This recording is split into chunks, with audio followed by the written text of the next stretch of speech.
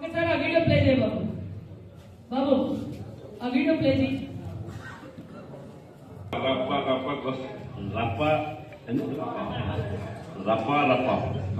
రప్ప నరికేస్తాం.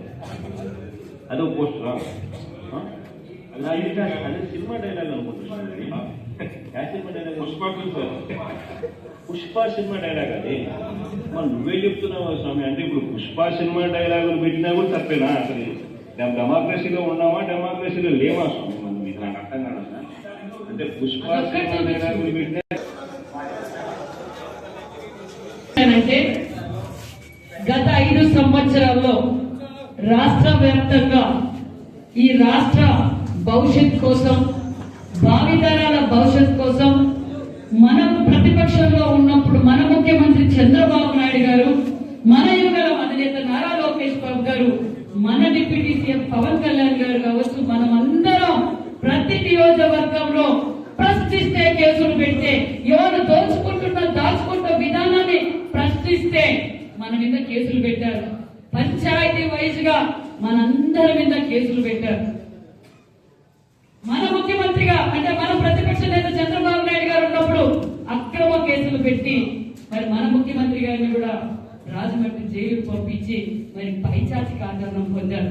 అసెంబ్లీ సాక్షిగా భువనమ్మ ఏదైతే భూదేవంత ఓపిక కలిగిన వ్యక్తి, మరి మాతృమూర్తికి మారుపేరు, ఈ రోజు మన యువ నాయకుడు అందించిన సంస్కారవంతమైన యువ నాయకుడు తల్లి మరి భువనమ్మ గారిని అసెంబ్లీ సాక్షిగా ఏ విధంగా అసభ్యకరంగా మాట్లాడారో మనం చూస్తాం.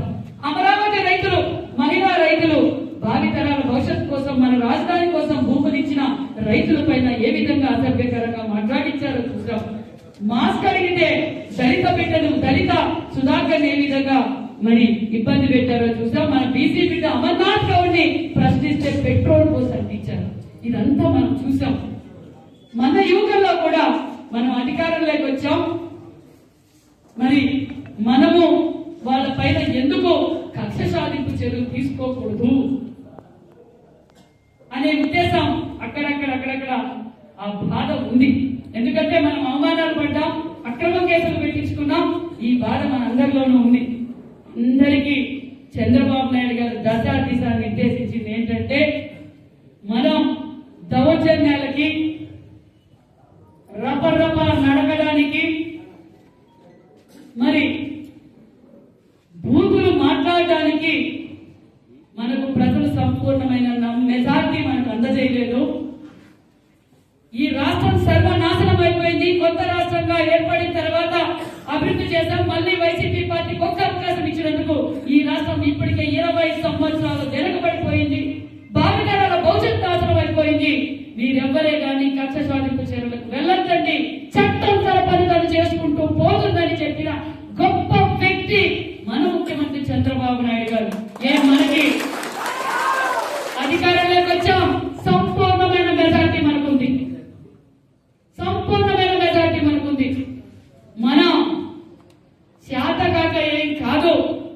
ఈ రోజు జగన్మోహన్ రెడ్డి గారు, మరి అంబటి రాంబాబు గారు, అదే విధంగా మరి నాని గారు, జోగి రమేష్ కావచ్చు, ఈ రోజు ఉషశ్రీ కావచ్చు, ఈ రోజు ఎందుకు వాళ్ళు రబ్బర్ నరుకుతామని ప్రజల్ని, కార్యకర్తల్ని రెచ్చగొట్టాలనే ఆలోచనలో ఉన్నారు. వాళ్ళు మనం చేసిన అభివృద్ధిని చూసి సహించలేక వారు చేసిన తప్పులని మనం ఎక్కడికక్కడికి ఎండగడుతున్నాం. చట్టం తరపున చేసుకుంటూ పోతుంది కాబట్టి మనల్ని, ప్రజల్ని డైవర్ట్ చేయడానికి ఇలా ప్రజల్ని రెచ్చగొడుతున్నారు. నువ్వు రపరప అంటే మేము రెచ్చిపోయే వాళ్ళం కాదు. మా ముఖ్యమంత్రి, మా యువకుల నేత, మా డిప్యూటీ సీఎం గారు నరేంద్ర మోడీ గారి ఆశీర్వాదంలో అభివృద్ధిలో మేము రెచ్చిపోతున్నాం అన్న విషయాన్ని మీకు తెలియజేస్తున్నాం. మనకు ఉంది, చట్టం తరపున చేస్తుంది. కాబట్టి దయచేసి మన యువకుల్లో కూడా నేను తెలియజేసేది ఒకటే, మనం ఎప్పుడు మహిళలను అసభ్యకరంగా మాట్లాడడం, మన నాయకులు మనకు నేర్పిన సంస్కారం, అభివృద్ధి పైన మనం పోరాటం చేద్దామన్న విషయాన్ని కూడా మీకు తెలియజేస్తున్నాం. ఖచ్చితంగా యువకుల నేత నారా లోకేష్ బాబు గారు పార్టీ బాధ్యత తీసుకున్న తర్వాత పెను మార్పులు తీసుకొస్తున్నారు. ఇంకా మార్పులు జరగబోతున్నాయన్న విషయాన్ని కూడా మీకు తెలియజేస్తున్నాం. మీరు ఏ నమ్మకంతో అయితే యువతలతో నడిచారో ఆ నమ్మకాన్ని నేను నిలబెట్టుకున్నాం. ఇప్పుడిప్పుడే మనం అభివృద్ధి బాటలోకి వస్తున్నాం. మరి నియోజకవర్గంలో రాష్ట్రం ఏ విధంగా అభివృద్ధిలో పరుగులు పెడుతుందో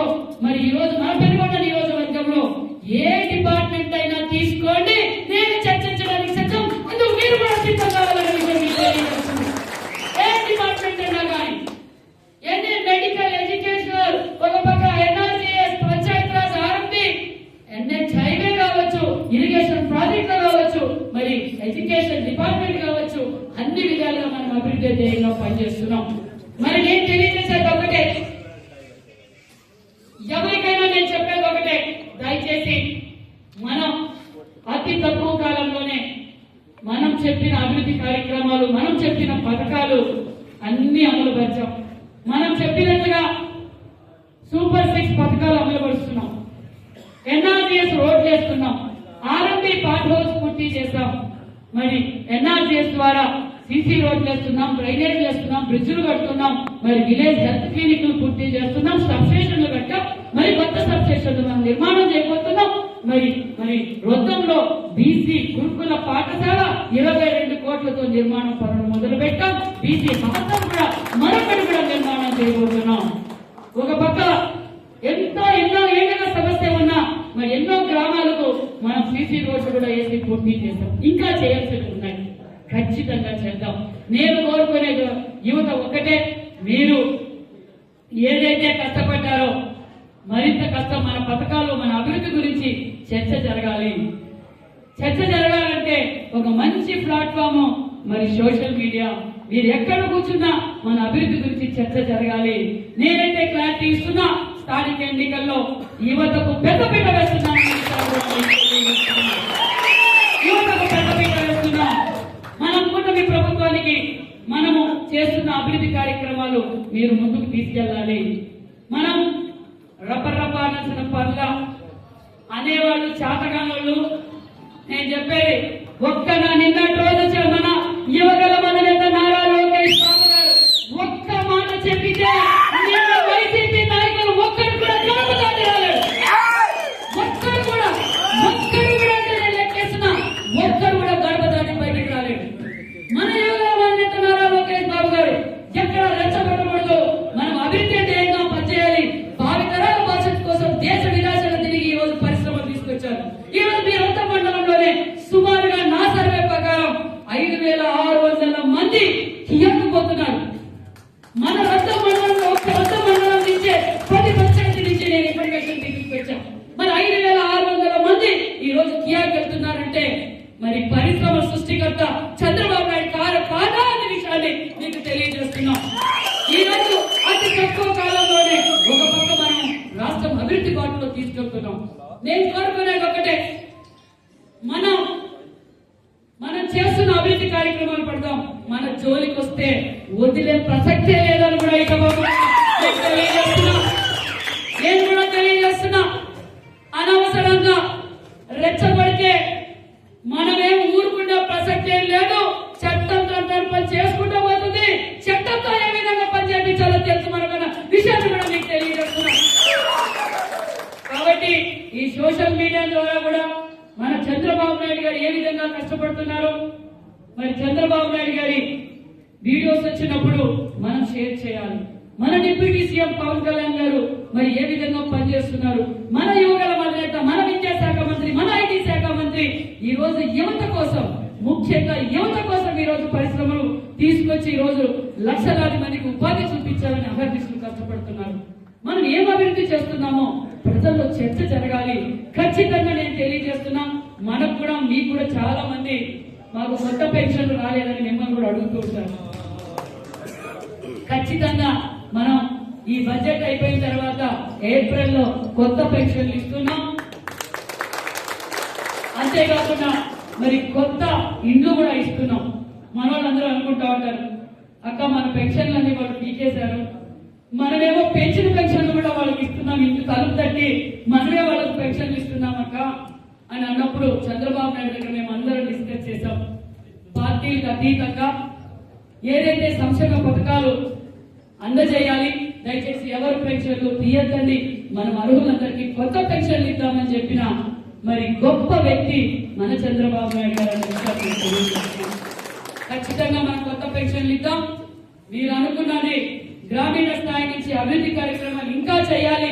మరి ఇదంతా మీరు సహకరిస్తానే మీ సైతం పక్క చేయగలదన్న విషయాన్ని కూడా మీకు అందరికీ తెలియజేస్తూ, నిజంగా ఇంత షార్ట్ టైంలో నిజంగానే అప్పుడు ఎన్నికల సమయంలో కూడా మనం ఇంత పెద్ద సమావేశం పెట్టుకోలేకపోయినాం. సమయభావం తక్కువగా ఉన్నందువల్ల ఏ పంచాయతీలో ఆ పంచాయతీ యువత ఇది తెలుగుదేశం పార్టీ పెద్దగొడ్డ అంటే తెలుగుదేశం అడ్డ అని చెప్పి మా సైతమ్మకని గెలిపించాలని నిజంగా ప్రతి ఒక్కరూ చాలా కష్టపడ్డారు. మరి నిజంగానే పదవులు మరి ప్రతి ఒక్కరికి ఇంతకే వీరాంజనేయులు చెప్పాడు, నరసింహులు చెప్పాడు, ఖచ్చితంగా కష్టపడిన వ్యక్తికి తెలుగుదేశం పార్టీ యువతకు అవకాశాలు ఇస్తామన్న విషయాన్ని కూడా మరొకసారి మీకు తెలియజేస్తూ మరి ఇంత పెద్ద ఎత్తున ఈ ప్రోగ్రామ్ అరేంజ్ చేసి అసోసియేట్ చేసుకుని పంచాయతీ వారిగా అందరినీ ఈ రోజు ఈ ప్లాట్ఫామ్ మీద తీసుకురావడం, దానికి సహకరించిన యువ నాయకులందరికీ మరి తెలుగుదేశం పార్టీ తరఫున కూడా మరి సవితమ్మ తరఫున కూడా ప్రత్యేకమైన ధన్యవాదాలు కూడా తెలియజేస్తున్నాం. మరి ఏదైనా సమస్య ఉంటే మీరందరూ రండి. కొంతమందిలో ఉంది సవితమ్మ సీనియర్లకే ప్రాధాన్యత ఇస్తుంది, మరి జూనియర్లకు ప్రాధాన్యత ఇవ్వదు అనే ఆలోచన కూడా మీకుంది.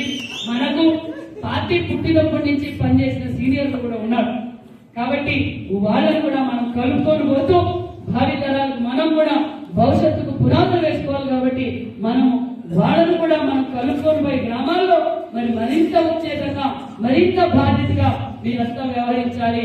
వారు 5 సంవత్సరాలు అభివృద్ధి చేసింది ఏం లేదు. ఒక తెలుగుదేశం కార్యకర్త కూటమి కార్యకర్త కాలరేగేసుకొని 14-19 మేము పనిచేసాం. ఈ 2 సంవత్సరాల్లోనే నేను ఏ విధంగా అభివృద్ధి చేశామో చెప్పుకోగలరు. ఏ ఊర్లో అయినా 5 సంవత్సరాల సీసీ రోడ్లు వేశారా? చెప్పండి. వాళ్ళ గురించి మాట్లాడారా? పంచాయతీ నిధులు ఇచ్చారా? ఈరోజు పంచాయతీ నిధులు తీసుకొచ్చాం. ప్రతి ఊర్లోనూ మనం పనిచేస్తున్నాం. డ్రిప్ ఇచ్చారా? 5 ఏళ్ల నుంచి స్పీకర్లు ఇచ్చారా? ఒక పక్క సంక్షేమ పథకాలు ఇస్తూ మనం అభివృద్ధి చేస్తున్నాం. మీరు రచ్చబండగా కూర్చోండి. మనం చేసిన అభివృద్ధి ఈ రాష్ట్రం ఏ విధంగా అభివృద్ధిలో పరుగులు పెడుతుందో మీరంతా చర్చించాలి. నేను తెలియజేసేది ఒకటే, వాళ్ళు ఏదో రెచ్చగొడుతున్నారంటే వాళ్ళ గంట అయిపోయింది, పాడి కట్టేశారు జనాలు. ఏదో విధంగా వాళ్ళ కార్యకర్తలు రెచ్చగొట్టాలి, వాళ్ళ కార్యకర్తలకు ఏదో రెచ్చగొట్టాలనే ఉద్దేశంతో వాళ్ళు ఇలా రెచ్చగొడుతున్నారు. మనం అభివృద్ధిలో రెచ్చిపోతాం, మన జోలికి వస్తే వదిలే ప్రసక్తే లేదు. నేను తెలియజేసేది ఒకటే, వైసీపీ కార్యకర్తలు కూడా నేను తెలియజేస్తున్నా, ఈ ప్లాట్ఫామ్ నుంచి తెలియజేస్తున్నా, ఒక్కసారి మీరు ఎవరైనా బుద్ధున్నోళ్ళు జ్ఞానమున్నోళ్ళు భావితరాల భవిష్యత్ కోసం ఆలోచించే వాళ్ళు అయితే రపరప నరిగితే తప్పేమని అంటారా? చెప్పండి. ఎవరైనా అది మాట్లాడతారా? అది తప్పు. ఈ భావితరాల భవిష్యత్తుకి మీరు పెట్టుకోండి, ఉద్యోగాలు చేయండి, వ్యవసాయం చేయండి, మేము సపోర్ట్ చేస్తామని చెప్పాలి. కానీ రబరబా నరిగితే తప్పేముంది అని అంటున్నారంటే వాళ్ళు ఏ విధంగా సైకోల్ అయిపోయారో ఒక్కసారి వైసీపీ కార్యకర్తలలో మీరు కూడా ఆలోచించండి. ఈ రోజు రాష్ట్రంలో మీ జగన్మోహన్ రెడ్డి గారు ఫుల్ నాలెడ్జ్ తో ఈ 5 ఏళ్ల రాష్ట్రాన్ని ఏ విధంగా భ్రష్టు పట్టించాడో, మరి ఈ రోజు నవ్యాంధ్ర ముఖ్యమంత్రి, మరి ఈ రోజు 4వ ముఖ్యమంత్రి అయిన చంద్రబాబు నాయుడు గారు 75 సంవత్సరాల యువకుడు, మరి ఈ రోజు ఈ రాష్ట్రాన్ని భారతదేశంలోనే అగ్రగామిగా ఉంచబోతున్నారు మన ఆంధ్రప్రదేశ్ అన్న విషయాన్ని మీకు తెలియజేస్తున్నాం. ఈ కష్టం ఈ రోజు చంద్రబాబు నాయుడు గారు కష్టపడుతుంటేనే తన కొడుకు యువగలం అనే నారా లోకేష్ బాబు గారి కోసమో, కాకపోతే తన మనవుడు దేవాంశ్ కోసమో కాదు, భావితరాల భవిష్యత్ బాగుండాలనే ఉద్దేశంతోనే ఈ రోజు అహర్నిశలు ఒక పక్క రాష్ట్ర అభివృద్ధి కోసం కష్టపడుతున్నారనే విషయాన్ని మీకు తెలియజేస్తున్నాం. రెచ్చగొట్టాలని చూసుకోళ్ళు. నిన్నేమైందో చూసారా? మనకి చేతకాక కాదు, మన కార్యకర్తలు పంచాయతీల్లో మీరు చూసుకోండి అంటే నిన్నటి రోజు అదే పోలీసులు గుట్టలు తీసుకొట్టాలని చెప్పాడు జగన్. అదే పోలీసులు లేకపోతే నిన్నటికి రాంబాబు పరిస్థితి ఏమయ్యేదో చూసుకోండి. అమ్మటి రాంబాబు తల్లి లాంటి మరి నారా చంద్రబాబు నాయుడు గారి తల్లిని ఏ విధంగా అసభ్యకరంగా మాట్లాడారో, మహిళలు ఏ విధంగా అసభ్యకరంగా మాట్లాడారో సోషల్ మీడియాలో ఈ రోజు మా మీద ఏ విధంగా అసభ్యకరంగా మాట్లాడుతున్నారో ప్రతి ఒక్కటి చూస్తున్నాము. ఖచ్చితంగా దానికి తగిన చర్యలు తీసుకోబోతున్నారన్న విషయాన్ని కూడా మీకు అందరికీ తెలియజేస్తూ, మరి సమయం ఇప్పటికే లేట్ అయింది. మనం అందరం కలిసి పోచేసి పంచాయతీ వైజ్ గా మనం అందరం కూర్చొని మాట్లాడుకుందాం అనే విషయం కూడా మీకు అందరికీ తెలియజేస్తూ, జై యువగలం, జై యువగలం, యువగలం నారా లోకేష్ బాబు గారి నాయకత్వం, నారా లోకేష్ బాబు గారి నాయకత్వం, నారా లోకేష్ బాబు గారి నాయకత్వం, నారా లోకేష్ బాబు గారి నాయకత్వం. వర్ధిల్లాలి. వర్ధిల్లాలి వర్ధిల్లాలి